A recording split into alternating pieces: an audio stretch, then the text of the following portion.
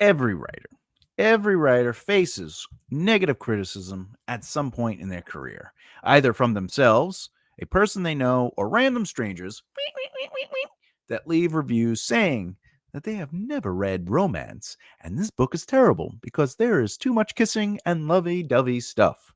But I digress. Now, today we are going to talk about turning criticism into growth, navigating good and bad feedback.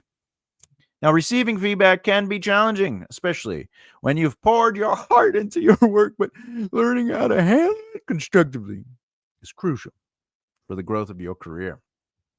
But how do you use feedback to grow without losing your confidence or your mind? I'm going to try to answer that today, but, because criticism doesn't have to be a setback, it can be a stepping stone. A stepping stone to becoming a better writer if you approach it with the right mindset. But Thomas, what is feedback though? What is that? Well, that's a fair question actually. Cat just jumped up before I started filming. Allergic or something.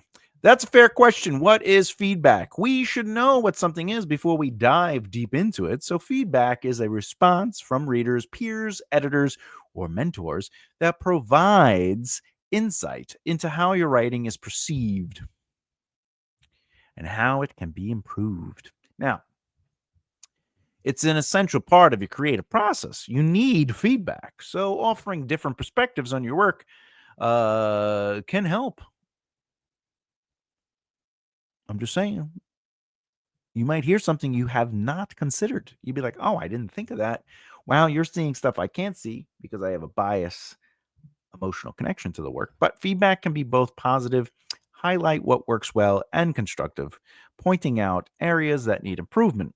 However, sometimes people are douches. Feedback is meant to help you grow as a writer by showing you how your work's impact on others is represented. But that doesn't mean that all feedback is good feedback, even when it's positive feedback. Negative feedback could affect you too. So, what's the difference between helpful criticism and unhelpful criticism? Well, let's talk about helpful criticism. Not all criticism is equal. No, and understanding the difference is going to be very helpful. That's why helpful criticism is constructive, specific, and aims to help you grow as a writer. It points out areas where your work can be improved, often providing suggestions or examples to make the feedback actionable. For example, the pacing in the middle chapter feels slow. Consider tightening this section by cutting unnecessary description. This gives you tangible direction on what to work on. Helpful criticism focuses on the work, not on you as a person, and is delivered in a respectful manner. You want another example? Your character seems a little smarter than they are, based on what you have presented in the first and second chapters. And now in chapter 6, they're actually the ones figuring out things without any complications. I'm not saying they couldn't figure it out, but maybe push back on them a little bit, make it a little more difficult, allow them to be the one that definitely solves it, but show them working through it a little harder, and that will earn or pay off. However, you could seed throughout the chapters leading up to that moment that this specific area is something that they are well versed in or an expert in or have read up on, or it's something that they were going to do but decided not to work on. What do you mean? Well, like, let's say they figure out something about strategy for a battle. But the whole time they're basically the jester. There's somebody that like no one takes seriously. They make jokes all the time. They don't really, right? But then throughout the book, you slowly see that their father was a military genius, or that when their father or mother died, they left their strategy books, and it was just something they read to feel close to them. But you don't say that all in one chunk. You just kind of let it come out slowly through the chapters, and then when it comes up to strategy like that, you're like, this same scenario was in my mother's strategy book when they were fighting the battle of blah. And this is almost the exact scenario. We should try it. And now you've earned it, and now they can be quote unquote stupid throughout the whole book up until that moment. Now, unhelpful criticism, on the other hand, is often vague, overly harsh, or even dismissive. It might include comments like, "This just doesn't work. It sucks," without providing any explanation. Well, what sucks about it? Well, I just don't like it. Well, why don't you like it? It's just horrible. Yeah, but what makes it horrible? I don't know. Maybe you can't write. Well, what makes it that I can't write? Well, I don't know. I just don't like anything in it. Okay.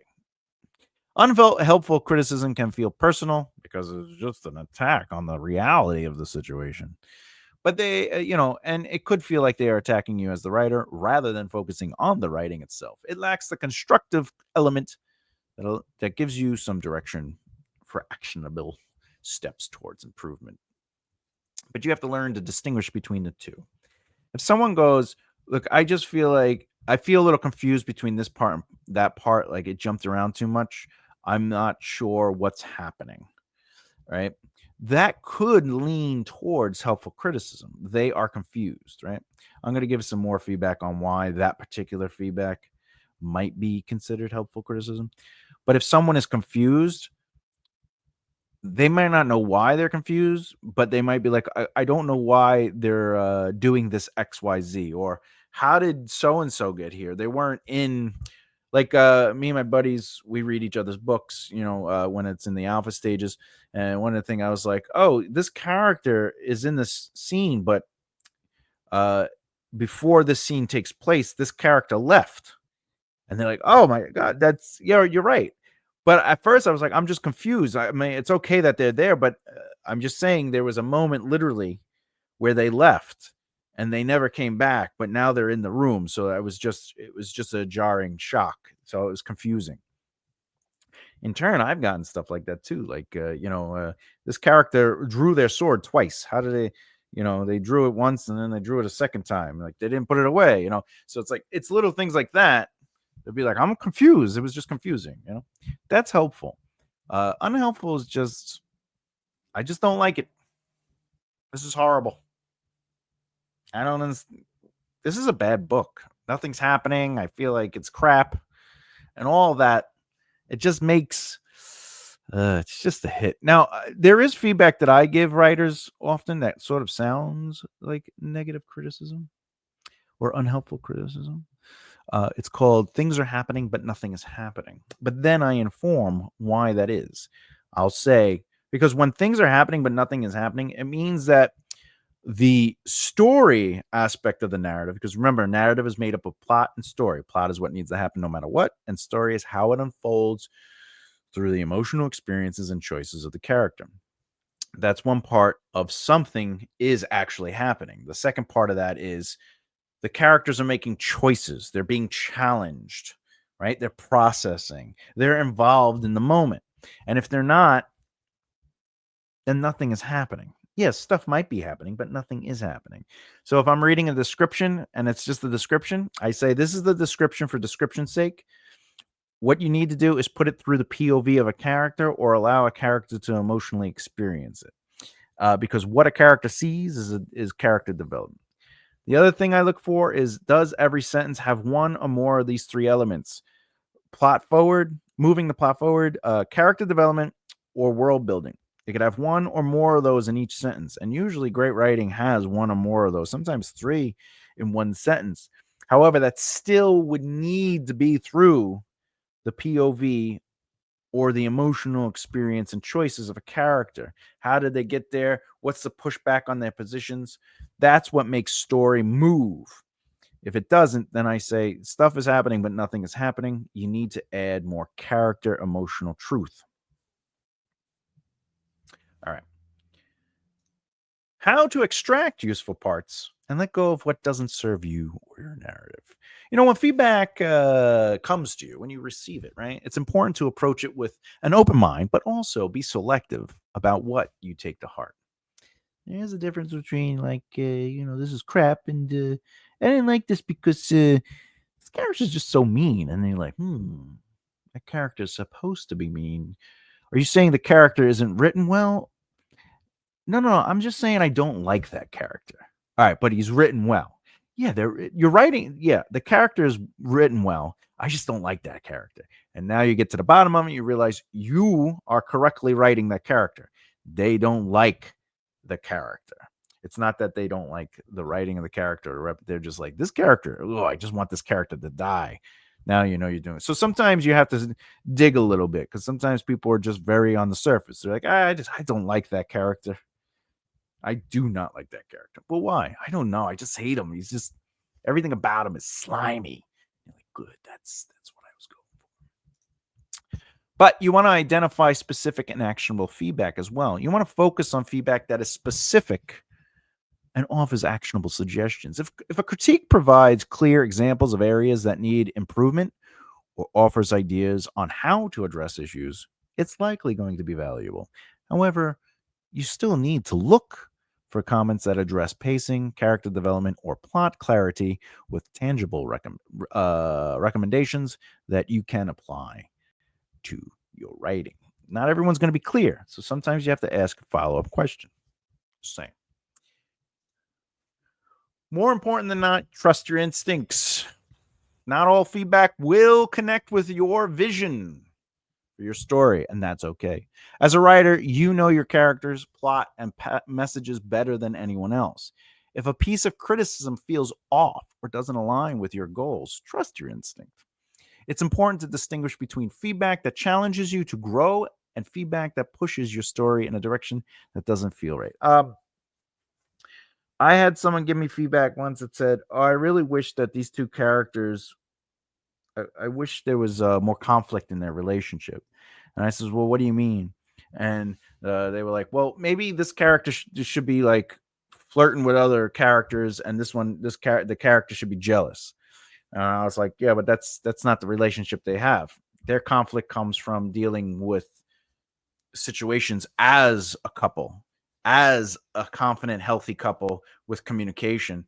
They necessarily don't have trust issues. They just might disagree on things, and disagreement is healthy in relationships, especially if you communicate through it. And I want to showcase that." And then they pushed back and said, "Yeah, but I think it's more interesting if a character is, you know, like will they, won't they, or maybe they have to fight harder for that character, or they're gonna leave them because they're gonna go with this one." And I'm like, well, I am poly, so I would probably be like, how do I healthily provide the potential for that to just be okay, right? Not everyone has to be poly, but if I'm going to explore a character wanting to be with other people, I might try to present it in a poly way. Um, However, if it wasn't poly and this character was like, you got to try harder, or I'm going to be with that character, this character probably would be like, well, just go be with that person because I'm giving you everything I got and I'm still not good enough. And because I care about you, you should go be with the people that make you happy. If you're not happy in this relationship, I want you to be with the person because I'm not going to fight for you if you're trying to be with another person. Right? And they were like, "Yeah, I don't know." And another person said, "I like that there's some sexual elements in your stories. I don't go too deep into the details. I'm not. It's sort of like a fade to black kind of thing for me. I like start it off or end it. So you'll either see the very beginning or the very ending. I don't really sit and, unless of course it narratively makes sense. I don't like uh gratuitous like even in shows and movies. I'm like, why is the camera shot on her butt? I know it's a naked butt, but like what is the narrative? It's just her butt.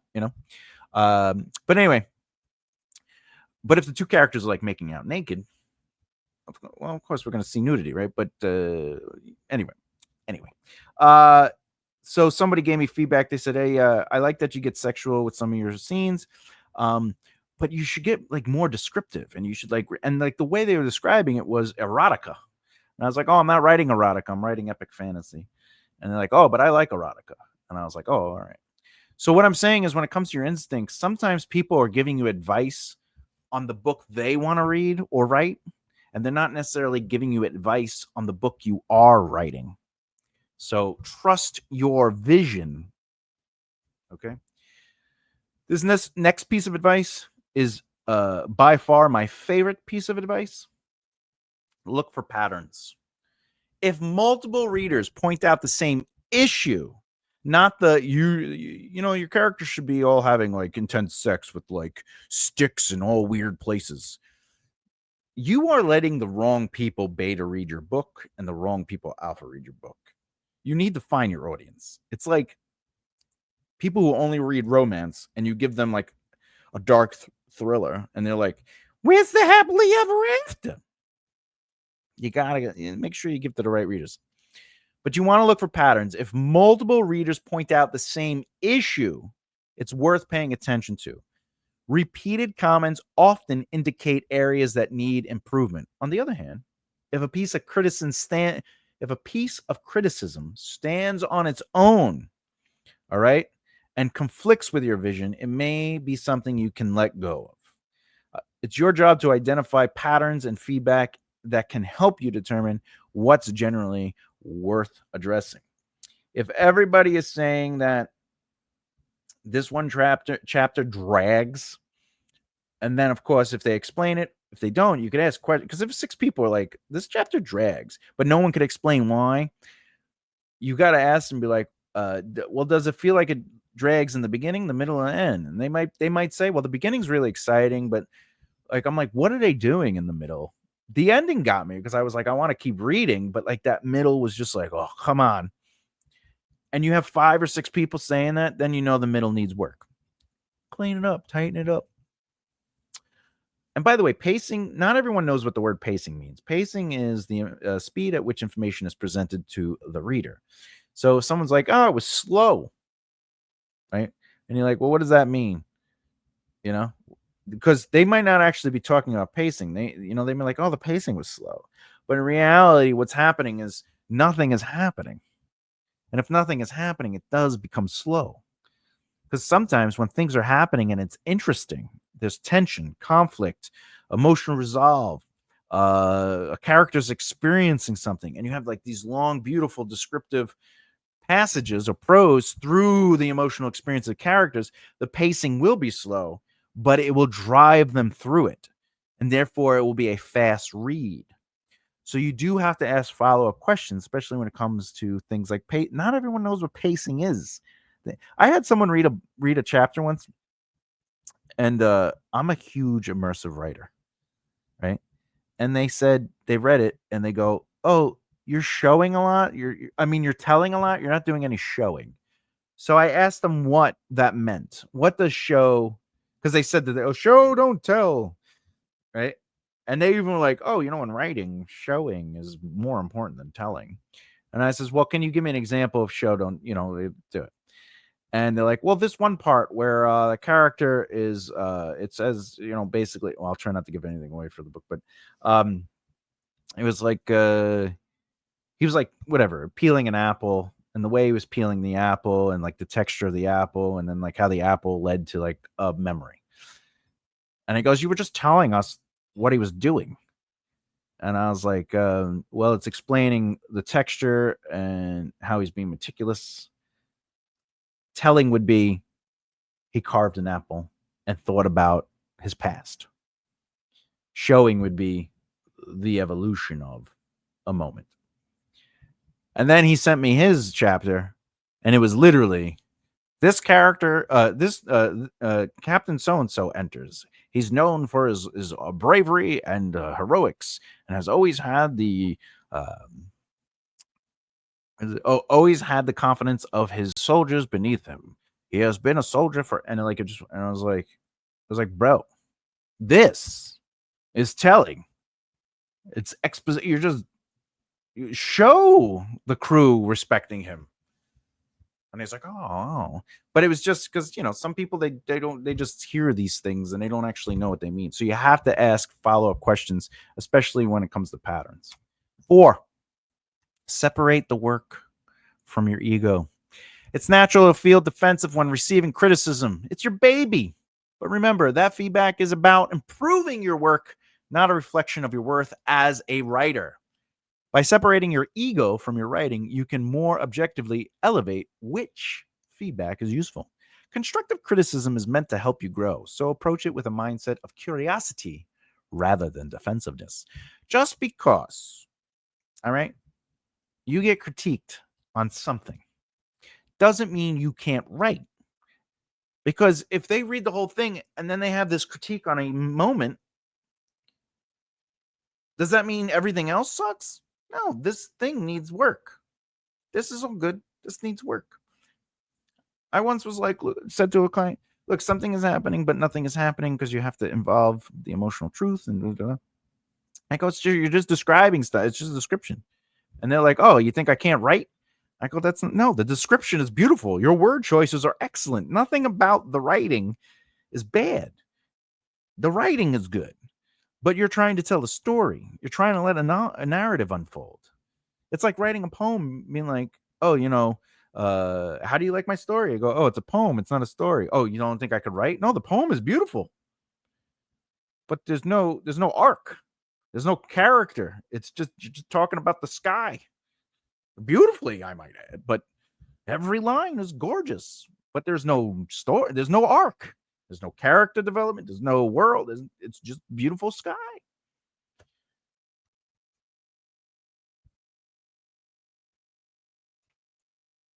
And finally, let go of vague or dismissive comments. If feedback is vague, overly harsh, or doesn't provide any actionable insight, it's best to let it go. Comments like, this doesn't work, without any explanation aren't helpful and can be detrimental to your confidence. You want to focus on the feedback that helps you understand how to improve and let go of anything that doesn't serve. I don't know what's going on here. Anything that doesn't serve your growth or your story. By learning how to filter feedback effectively, you can use criticism as a tool to make your writing stronger while staying true to your creative vision. All right.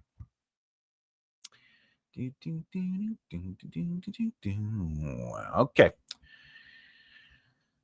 I do want to bring this up because I want to just emphasize this very important before we kind of like wrap it up. But does poor feedback make you a bad writer? Absolutely no. Absolutely not. No, it doesn't. Receiving poor feedback or needing to make adjustments doesn't mean you are a bad writer. It means you're doing the work.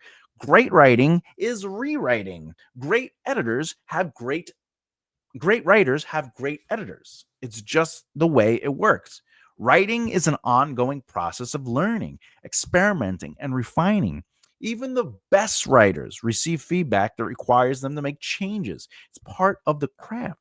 Brandon Sanderson's one of the top selling authors of our day. Just for the record, I am not a huge Brandon Sanders fan. I'm not like he's not like, oh, he's the writing god. But the numbers serve. It's like I don't like Stephen King's writing, but he is a great example of success and like doing what he has to do. I just don't like horror, right? But I like Brandon Sanderson's career. I like the way he elevates the unsung heroes and of authors. I like that he's changing the way the publishing industry works. I love that he writes all this stuff, but honestly, I don't think he is like the Da Vinci of writing, but his stories are solid. His characters are solid. His world building is solid. I may not like his prose, but again, that's opinion. Everything's opinion, right? So, but even he has verbally said out of his mouth, I just got the edits back from my publisher. And I have to make some corrections. He has somebody else saying, hey, you got to fix this. And he doesn't go, I can't write. I must be a terrible writer. They want me. What do you mean I have to do a second draft? I wrote this first draft. It is as written, needed, is perfect. There's no, if I have to rewrite this or edit it, I can't write. I must be a terrible writer. That line of thinking is going to destroy the career of a writer because writing is 100% an ongoing process. It's a 100% ongoing process. Okay. It's part of the craft. Great writing is rewriting. The willingness to revise, adapt, and grow is what sets serious writers apart. Poor feedback is often a reflection of the reader's perspective rather than a true measure of your abilities. And making adjustments based on constructive criticism is a sign of strength, not a weakness. Every writer, no matter how successful, goes through revisions and rejections. And every writer that has ever existed, that has published a successful book, has written more than one draft. If you don't believe me, just look it up. But I'll tell you right now, even if we're talking about Spider-Man, the movie, the first one with Tobey Maguire, 20 years. It took 20 years to make that movie. James Cameron was attached to it. He's the one who came up with the organic spider webs. 20 years and a few revisions. And it's Spider-Man. That franchise makes billions of dollars. You would think they could put him up there just taking a dump, and people were like, I'll pay money to see this. But the screenplay took 20 years because they had to keep reworking it, finding the right team, finding the right actors, the directors, the producers. What can we do? Kevin Feige worked on that. He was a production assistant. Writing is revising. You just have to. What defines you as a writer is how you use feedback to improve, not whether your first draft is perfect. Writing is about progress, not perfection. Even when it's done, I do the series that's on this channel where I talk about the pros of the pros, and I go through it. And sometimes we reveal in those videos they're using the twice in a row. They're using filter words, whatever the case may be. They're like overly descriptive. But there's something about their writing that we break down in those videos that show that why those books are sold. Everything. You just gotta keep pushing forward. All right, final thoughts. Criticism is part of every writer's journey, but it doesn't have to break your spirit. Instead, think of feedback as an opportunity to see your work from a new perspective. Not every piece of criticism will be useful, and that's okay. Your job is to sift through and find gems that help you improve. Again, remember, every writer receives criticism, and the difference between those who grow and those who get discouraged is all in how they approach it. So embrace the process, trust in your growth, and never let a piece of feedback shake your belief in your potential as a writer. You're in control of your journey, and every piece of feedback is just one more tool to help you build the story you want to tell. Next video in the series: when to kill your darlings and when to fight for them. Think of the process as finding the diamond in the rough when you need to put work into molding it into worth. Question: how do you personally handle criticism of your writing? You find it helpful? What's the deal? Let me know. Let me know in the instructions. Are you put off by it? Are you like, son of a bitch? I'd love to hear about it. Also, what's one of the funniest negative feedbacks that you received and you were just like, are you reading the same book I wrote? For example, there was no happily ever after at the end of this horror film, this horror book. If you like what you're watching, please subscribe, hit the bell icon so you don't miss out. And that's it. I'll see you next time. Keep developing the right mindset. Bye. Bye.